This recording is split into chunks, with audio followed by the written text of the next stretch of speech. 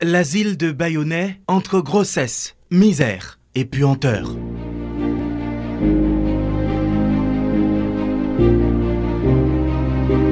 Situé à Petite-Rivière de Bayonnais, section communale de l'arrondissement des Gonaïves, dans le département de l'Artibonite, l'asile de Bayonnais, à capacité d'accueil très limitée, reçoit des personnes qui souffrent de troubles mentaux, hommes, femmes et jeunes. Pour s'y rendre, la route d'accès est assez rocailleuse. Sans disposer de date précise du début de son fonctionnement, il est connu que ce centre a été construit en 1929 afin d'assurer la prise en charge de cette catégorie de la société, en proie à des réalités toutes particulières. Dans le cadre d'une mission d'évaluation de l'organisation Women of Grace à l'asile, laquelle conduite par le conseiller juridique James Guéry Jean-Jacques, lundi 15 mars 2021, il a été possible de constater un tableau très lugubre de la situation dans ce foyer pour personnes à déficience mentale. L'asile de Bayonnais n'existe que de nom à présent. Abandonné par l'État haïtien depuis la présidence de Jean-Bertrand Aristide vers les années 2003, l'asile de Bayonnais était doté de personnel. La situation allait se détériorer vers les années 1985, directeur après directeur, selon l'actuel responsable de l'asile, Belloni Jacques. Les quelques rares appuis de l'État ont tout simplement été coupés. Au niveau des infrastructures physiques, le foyer compte un dortoir pour hommes et un pour femmes, sans rideaux aux portes et aux fenêtres. Des lits en fer avec ou sans matelas. Les uns sont plus délabrés et infects que d'autres. De l'eau et de la pisse sont visibles à l'intérieur et dégagent une odeur dans laquelle il est assez difficile de demeurer. Les locaux de l'asile, déjà dans un état très désagréable, avaient été construits puis réparés par des missionnaires. Quelques années après, des chambres restent sans porte. La toiture tombe en désiétude. Les dortoirs sont assez sales et contiennent des objets puants. À l'arrivée de la mission d'évaluation de Women of Grace, il était passé 10 heures du matin que les occupants, environ une quarantaine, vieux, vieilles, jeunes et enfants, n'avaient rien mangé. Et c'est à ce moment que Ricardo Léonard, 40 ans, né de père et de mère placés à l'asile, essaie de préparer un truc à manger, en attendant l'arrivée de la cuisinière qui doit se débrouiller à faire bouillir du riz. Pas moyen d'acheter d'épices et d'autres ingrédients, à en juger par les images à la cuisine sans porte. Arrivé à l'espace servant de bureau de l'asile, ça a l'air d'une décharge de vieux vêtements. Le plancher est défectueux, l'endroit a été écœurant. Malgré cela, le gardien du centre et une autre personne y dorment sur un matelas mis sur le sol. Aucun dossier ou document n'est trouvé, aucune archive. L'asile a tout l'air d'un immigré sans papier. Sispas Dubois garde le centre depuis plus de 10 ans. Selon lui, n'était-ce quelques missionnaires et des activités de jardinage, les résidents mourraient. Actuellement, la situation est plus que critique. On ne reçoit aucun contact, ni aucune aide de l'État depuis plus de 10 ans. Et les missionnaires n'ont pas répondu à l'appel. Ça fait un bail, a-t-il dit. Qui pisait, des personnes, une fois placées au centre, sont souvent négligées par leurs proches. Comment faire pour manger même? Bon, c'est missionnaire. Missionnaire. Et tout un missionnaire pas rien? Non, missionnaire. Ok. Directeur là, il a fait des marches pour manger. Ok. Il va pas joindre avec. Il va pas joindre. Il va pas joindre. On est très bagaille, mais depuis le joindre là-bas, il faut qu'on joindre. Au niveau qu'on est pays en tête pays a bloqué. Il est sous compte santé publique. Santé publique, bien longtemps, ça ne pas rien, parce qu'il ne dit pas joindre. Il demande pour nous, pas joindre, il cherche. Ça fait depuis combien de temps nous pas recevoir rien? Bon, santé publique, vous depuis, c'est pas Aristide. De 2003 à 2004, oui? Asile a existé depuis combien de temps là? Bon, Asile a sous Vincent. Moi, moi, pas de noter, comme sur des maisons, qui est ancienne maison, vraiment par le soleil, mais il n'est pas capable de parler la vie. Asile là, il y a un chaos de terre. Le ministère de l'Agriculture, le ministère du Visa, nous avons moins ce que nous voyons exactement, est-ce que nous sommes capables de faire de la ligne. Parce que si vous avez ce chaos de terre, vous êtes capable de manger. L'État en soi, ça fait problème. Même malgré nous, nous avons des bon, faillir, le fatigué, faillir, moi, écrit faillir quand on est pas, bon, on dit, mal, les portes, nous retourner encore. Et donc, non plus comme ils sont dans la CAF, c'était 12 000 $ de ton dernier. Chaque mois, c'était capable de aider mon Dieu. Mais, semblerait-il que, par rapport à la question, l'argent, qui mal fait. Ça a mangé qu'à préparer pour nous là? Non, tu vas pas faire publicité toujours. Ah, ok.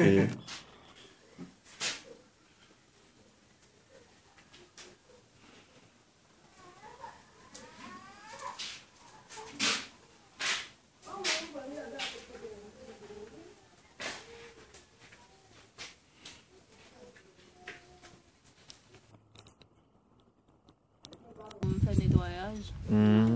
Oh, ok. Fait manger, elle va courir. Ah, elle peut pas venir. Mais comment ça est pour nettoyer? Bon, pile tracas? Bon, yo, pas de cas, il y a ça cap sale quoi. Regardez la chambre ça yo tout gen moun là-dedans.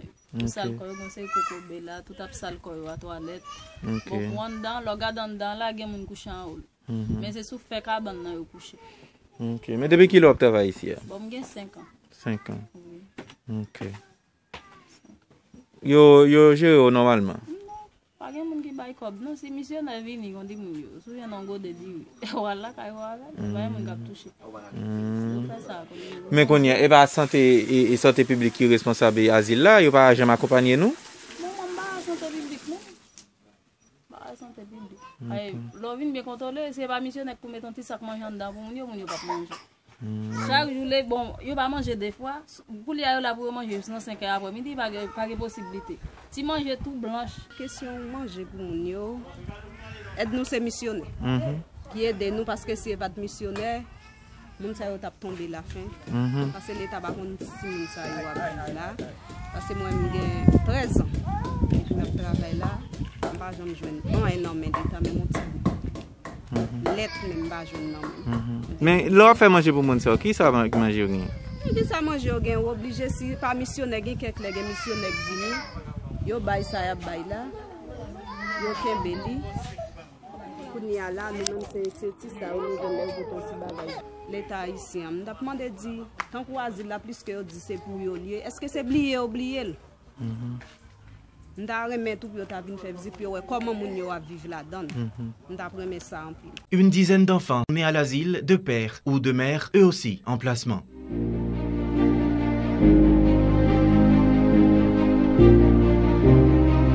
En plus des conditions de placement plus que dégoûtantes, des occupants de l'asile, bien que dans des dortoirs séparés, arrivent à coucher ensemble, ce qui a donné lieu à la naissance d'une dizaine d'enfants dans le centre, dont la plupart sont mal nourris, non scolarisés et souvent malades. Ricardo Léonard, 42 ans, est né à l'asile de père et de mère qui étaient en placement au même endroit. Il est déjà père de 4 enfants qui sont nés eux aussi à ce foyer, recevant des personnes souffrant de déficience mentale, importe-t-il de rappeler. Comment cela a-t-il pu arriver? Pour y répondre, nous avons contacté par téléphone le directeur de l'asile, qui n'était pas sur place au moment de notre passage. Jacques Belloni, animateur social, dirige le centre depuis tantôt 1 an. Il nous explique. Robertson, c'est un policier qui était. C'était un trouble mental qui était vraiment réagi. C'était mené M. Vinna. Proche parent, pour dire que monsieur était exagéré, qui qu'on voyait, qui bagaille pour lui, tout. Et on s'y on t'y panique. Mais c'est un ex sous Tawel, ou pas dire son ex qui a exercé en folie permanente. Et selon l'information que je semble une dame qui, dans la même situation, qui est le gosse. Une dame qui dans la même situation, hein, mais si mon yo yon remet l'autre,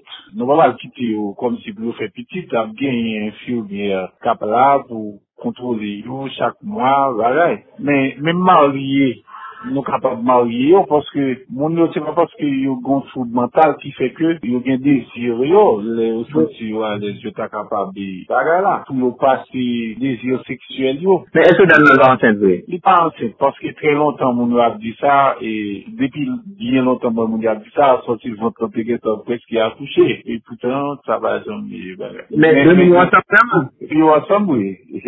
OK ensemble oui. Bien dame qui est léger là fait plusieurs petits moun dans son plan. Son gamme, quel que soit jaune ou chercher pour être capable gêner, les sorties ou pas connaître, mais il toujours jeune de monde que lui a fait passer désir sexuel. C'est pas monde qui exerce des folies pareilles, non? C'est de monde qui correct qui fait ça. Il fait n'importe quoi qui dans son plan là. Premier ça le fait à lui quitter le prix, lui-même tout, il fait et avec un trouble par rapport avec les moments qui est en bois. Mais après ça fait 2 l'autre, il pas quitter le bail où t'étais yo bon petit monde. Il y a un seul qui prend yo et yo normal. Pendant là, moi-même, là je viens pas j'ai aucune statistique, pas j'ai un bout de papier, pas j'ai rien ni comment ça a fonctionné. C'est qu'on y a moins vraiment une série de mise en place. Il fait que moi fais un recensement pour moi exactement est-ce que nous capables de permettre que centre lui-même fonctionnel. Actuellement là, nous gagnons environ une cinquantaine de personnes qui sont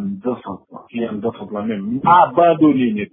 L'État a baillé. Pendant ce temps, là, santé publique a supposé nous une assistance mensuelle pour que nous capables de faire des choses parce que minimum de santé publique a dû nous une clinique mobile chaque mois. Vous êtes capable de gérer un an. Tout le temps, planifié ça avec le directeur départemental là. Il n'a jamais de temps. Ça fait moi-même tout m'a souffert par rapport avec plaider écrit toute instance. Il n'y a pas vraiment aider les gens qui sont dans cette situation. De délicats cas, le médecin revenant des États-Unis et l'agent de PAP Sécurité.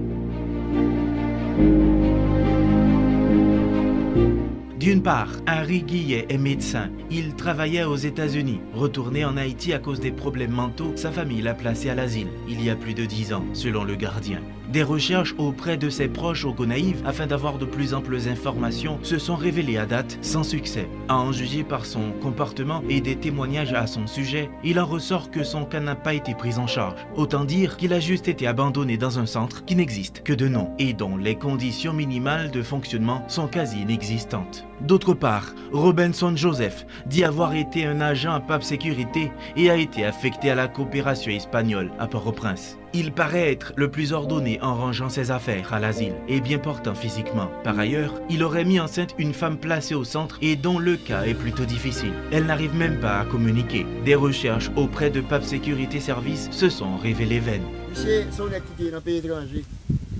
Il était dans le pays étranger, après il était responsable malade là.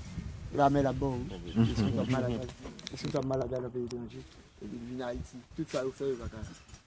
C'est pas un homme sous poste vraiment coïncident passé.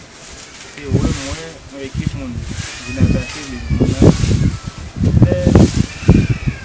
j'ai commencé. Il y a 4 heures du matin. Moi, c'est de mon attaqué, moi-même, m'a essayé de défendre. Mais c'est ça, et moi-même, je malgré moi, l'autre a supposé avec moi, je ne me pas. C'est moi-même qui me. Qui ça qui vient attaquer? C'est mon paquet de monde qui vient attaquer. À qui ça? J'en connais n'importe monde qui vient attaquer avec la machine, non? Avec le sécurité, pas ouais, c'est le poète. C'est un mauvais esprit. Oh, à passer où? Je vais faire ça, vous attaquer moi-même à défendre. Où on passer où? Mais qu'on y a qui? Moi, j'ai un pile là qui tombe. Mais ok, citoyen comme ça. Il y a un pile là qui tombe et puis. Imaginez bien que je n'ai pas jeté une balle fusil 12. Et puis c'est comme ça, les balles m'ont fini. Derrière le ciel green. Et puis je me dis bon, je mets tout le monde sur la terre. Moi, je tellement tombé, il y a des gens qui ramassent à côté aller, et je dis à tout le monde. Ils m'ont regardé tout fini. Dans le périmètre que je me derrière, je quitte le périmètre là. Et puis je me traverse. En côté, c'est vous connaissez aux gens là. Oui, oui. Et bien moi-même, c'est dans le Bossan. Dans le bureau de population espagnole, c'est là que je sécurité. Sans surveillance réelle, des grossesses répétées à l'asile de Bayonnais. De l'avis de la psychologue Claire Vina-Dossier, le fait que des personnes souffrant de déficience mentale ne réduit en rien leur capacité de procréation tant qu'ils sont aptes à avoir des rapports sexuels. Cependant, on peut constater un manque de libido chez la majorité des malades mentaux en raison des traitements médicamenteux qui agissent sur les neurotransmetteurs. Toutefois, cela fait un bon bout de temps depuis que la population asilaire ne reçoive aucun traitement médical à proprement parler. Pour nombre de psychanalystes, la sexualité conditionne le développement affectif et émotionnel de l'individu.